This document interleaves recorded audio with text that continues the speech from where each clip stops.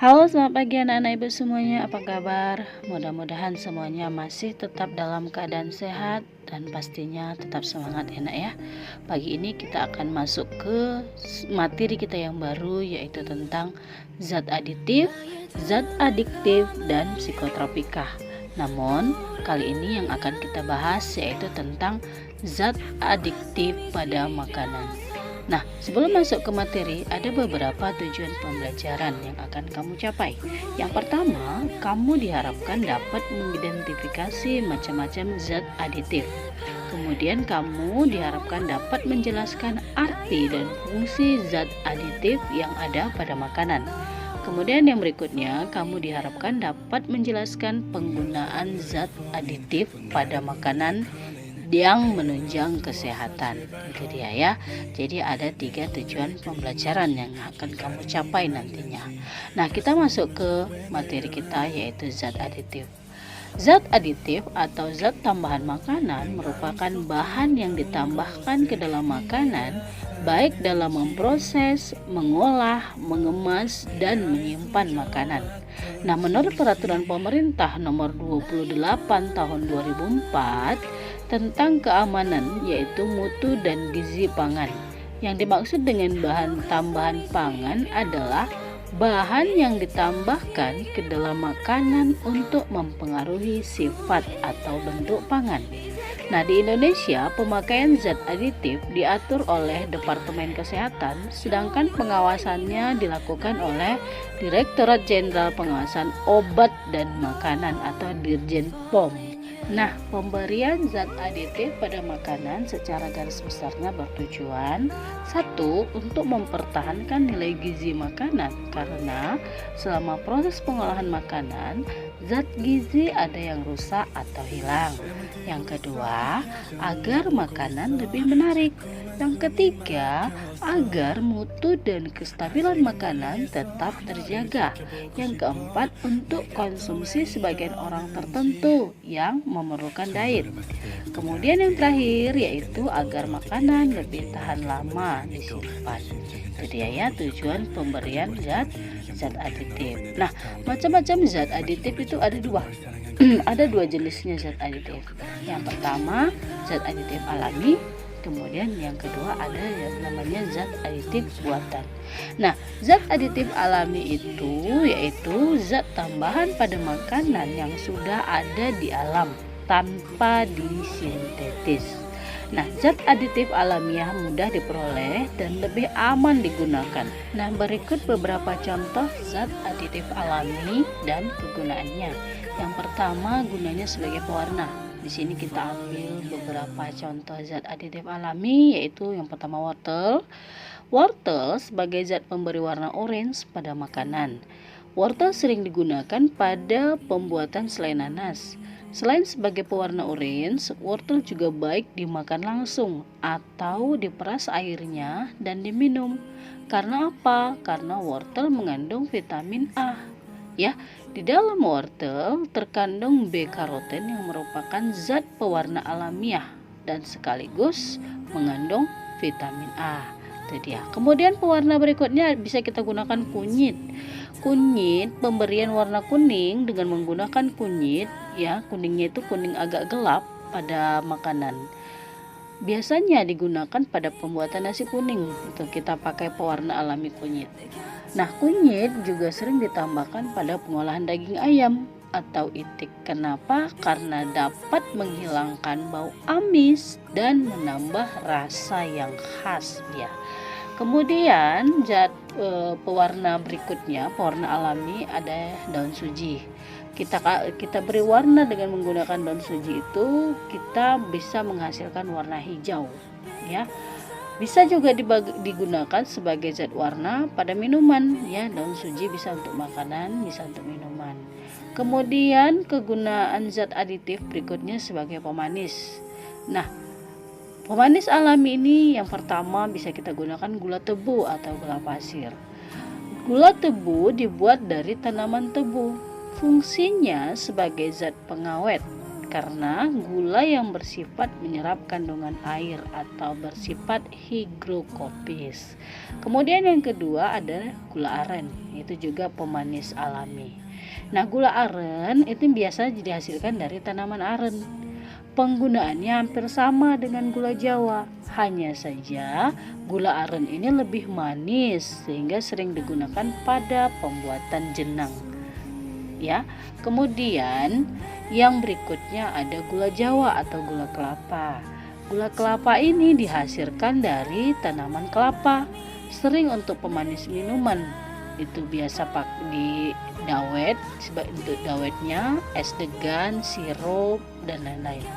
Nah, gula kelapa juga sering dipakai sebagai zat pemanis pada saat memasak sayur.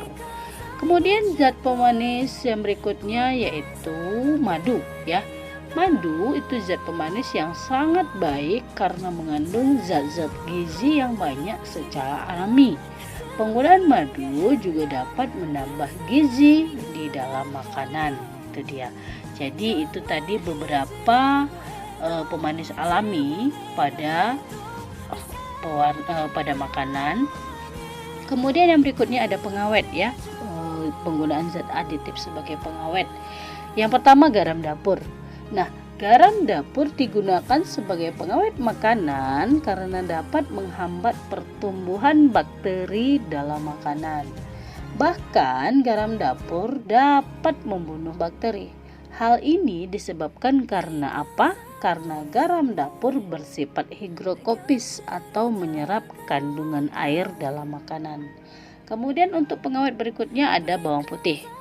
Bawang putih mengandung zat elicin ya, yang dapat menghambat pertumbuhan bakteri, sehingga bawang putih juga dipakai untuk bahan pengawet pada makanan.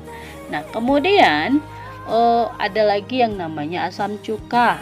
Nah, asam cuka ini nama kimianya asam asetat ya nak ya. Karena asam cuka ini sifatnya asam, maka asam cuka dapat membunuh bakteri.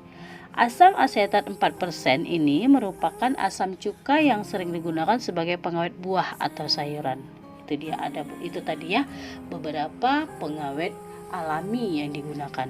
Kemudian yang berikutnya ada penyedap.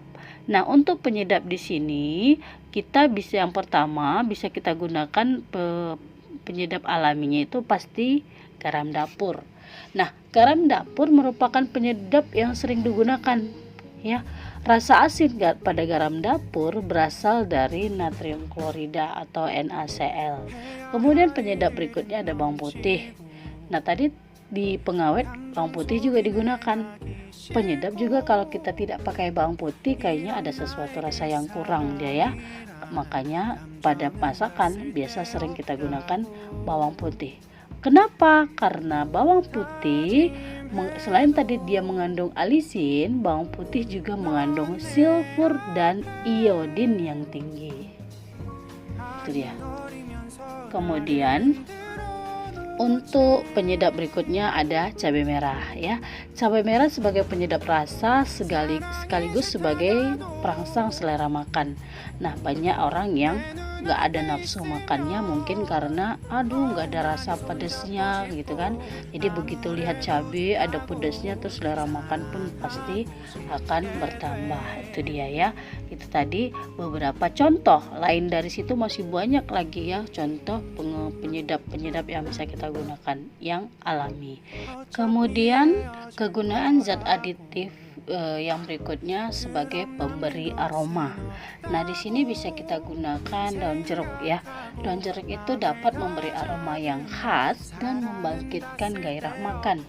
Nah, daun jeruk juga dapat menghilangkan bau amis pada ikan. Itu bisa kita gunakan aroma dari si daun jeruknya. Kemudian yang kedua ada vanili. Zat ini atau vanili ini dapat memberi rasa dan aroma yang harum ya. Bisa juga digunakan pada pembuatan roti atau pembuatan kolak dia. Kemudian ada lagi yang namanya serai. serai. Pernah lihat serai ya? Fungsi serai di sini sebagai zat yang bisa menambah aroma pada pembuatan air hangat atau minuman serai, dan juga digunakan untuk menambah aroma segar pada makanan-makanan bersantan. Itu dia. Kemudian daun pandan. Daun pandan biasanya kita tambahkan pada menanak nasi agar nasinya berbau harum atau tidak cepat basi. Juga daun pandan ini bisa digunakan pada pembuatan kue, bubur atau es. Jadi banyak fungsinya daun pandan di sini ya. Kemudian penggunaan zat aditif alami sebagai bahan pengasam yang berikutnya tujuannya untuk menghilangkan rasa enek atau mual pada saat kita mengkonsumsi makanan ya. Itu dia tadi ada beberapa penggunaan zat aditif pada makanan yang alami. Nah, yang berikutnya yaitu ada zat aditif sintetis atau buatan. Nah, zat aditif sintetis merupakan zat aditif atau tambahan yang diperoleh melalui sintetis dari bahan kimia yang sifatnya hampir sama dengan bahan alamiah yang sejenis. Nah, keunggulan zat aditif sintetis dibanding zat aditif alami adalah zat aditif yang sintetis, yang buatan, dia lebih stabil. Jadi, kemudian menggunakannya juga lebih sedikit dan biasanya lebih tahan lama. Itu dia. Sedangkan kelemahan zat aditif sintetis dapat menimbulkan resiko penyakit kanker atau bersifat karsinogenik. Itu dia. Jadi ada beberapa keuntungan dan juga kelemahannya. Nah, beberapa contoh zat aditif sintetis dan kegunaannya. Yang pertama sebagai pewarna. Nah, zat pewarna pada makanan berfungsi untuk memberi warna bahan makanan agar tampil menarik sehingga menarik konsumen. Nah, di sini ada contoh beberapa zat pewarna yang biasa digunakan pada bahan makanan seperti Fast Green CFC, itu menghasilkan warna hijau untuk jenis makanannya bisa es krim atau buah kalengan. Juga ada Brilliant Blue CFC, itu menghasilkan warna biru pada es krim, bisa pada selai, jelly, buah kalengan dan lain-lain sebagainya. Itu dia. Jadi coba ini diperhatikan ya, nama-nama pewarna pada makanan, pewarna buatan, kemudian dia menghasilkan warna apa. Nah, yang berikutnya ada pemanis. Nah, pemanis buatan atau pemanis sintetis itu pemanis yang digunakan sebagai pengganti gula pasir atau gula tebu atau secara kimia namanya sukrosa ya. Nah, pemanis sintetis biasanya digunakan pada pembuatan sirup, sari buah, minuman ringan atau macam-macam kue dan lain sebagainya. Untuk pemanis sintetis yang sering digunakan biasanya ada sakarin, aspartam, asesulfam, siklamat, sorbitol, dulsin dan lain-lain. Itu dia, ada beberapa pemanis buatan yang biasa digunakan. Kemudian yang berikutnya penggunaan zat aditif buatan sebagai pengawet. Pengawet digunakan agar makanan lebih tahan lama ya, disimpan dan tidak cepat busuk. Nah, bahan pengawet biasanya bersifat menghambat atau mematikan pertumbuhan mikroba atau mikroorganisme yang dapat merusak makanan sehingga mengalami pembusukan. Nah, zat pengawet sintetik diantaranya ada natrium benzoat, asam benzoat, itu biasanya pengawet pada minuman, makanan, kecap, margarin dan lain-lain. Kemudian ada natrium nitrit, ada asam propinoat, ada asam sorbat. Ini beberapa jenis pengawet yang biasa digunakan pada makanan. Kegunaannya untuk mengawetkan apa, ini harus kamu pahami ya. Kemudian yang berikutnya ada penyedap. Nah, penyedap di sini, penyedap buatan yang di sini yang kita pakai adalah yang biasa sering dikenal vetsin atau MSG, monosodium glutamat. Nah, dikenal dengan merek Ajinomoto, Miwon, Sasa dan lain-lain, itu ya. Di balik kelezatan dari MSG, ternyata MSG dapat mengakibatkan penyakit yang disebut Chinese Restaurant Syndrome, atau dia disingkat dengan CRS. Nah, gejala-gejala penyakit ini adalah pusing kepala, wajah berkeringat, sesak dada bagian bawah, kesemutan pada punggung leher, rahang bawah, serta leher bagian bawah. Kemudian terasa panas. Ya, nah zat aditif yang termasuk penyedap selain MSG ada NaCl atau garam dapur, nukleotida seperti guanosin monosulfat dan ianosin monosulfat. Semuanya dapat memberi rasa gurih pada penyedap ya. Namun di sini kamu harus memperhatikan jumlahnya pada saat penggunaannya ya. Berlebihan akan membahayakan. Nah, yang berikutnya ada antioksidan ya, sebagai zat aditif sebagai antioksidan.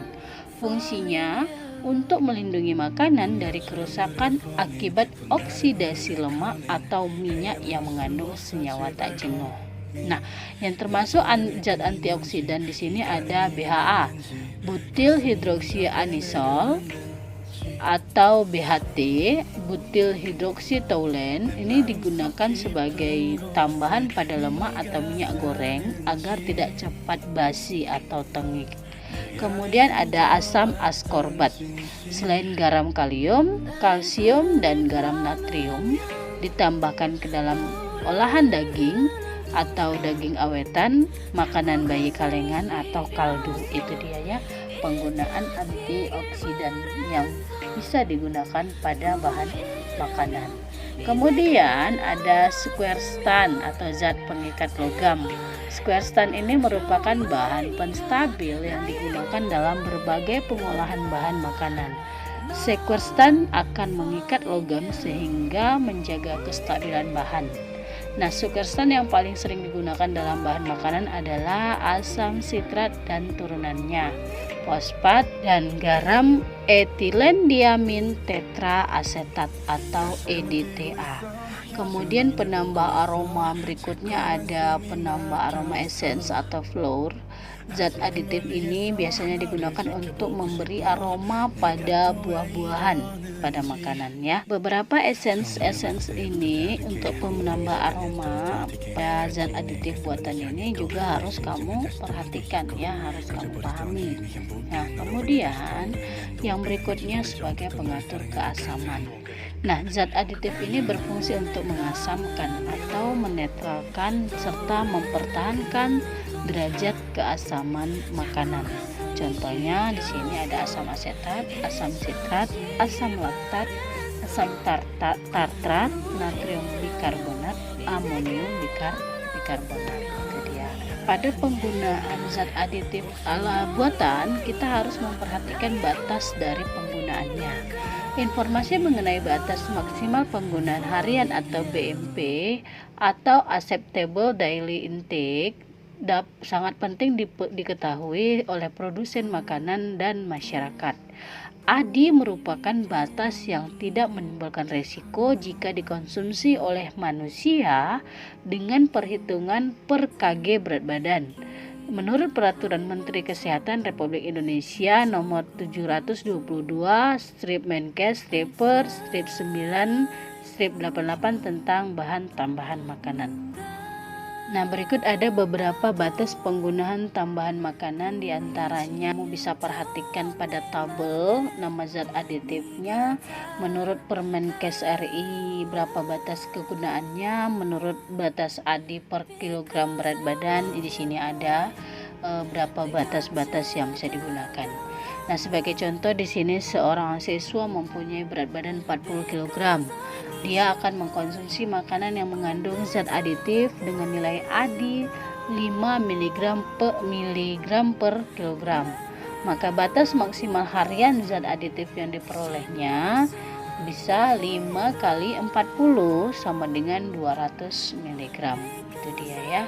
Jadi dia hanya bisa mengkonsumsi sebanyak 200 mg zat aditif buatan. Itulah tadi beberapa zat aditif alami dan zat aditif buatan dan kegunaannya, serta batas-batas penggunaan dari zat aditif buatan. Itu harus kalian pahami ya anak-anak ibu ya. Nah, baiklah, demikian saja materi kita pada hari ini. Akan kita lanjut materi kita pada materi kita yang berikutnya. Baiklah, terima kasih, tetap sehat, tetap semangat, tetap dipertahankan kesehatannya. Sampai jumpa.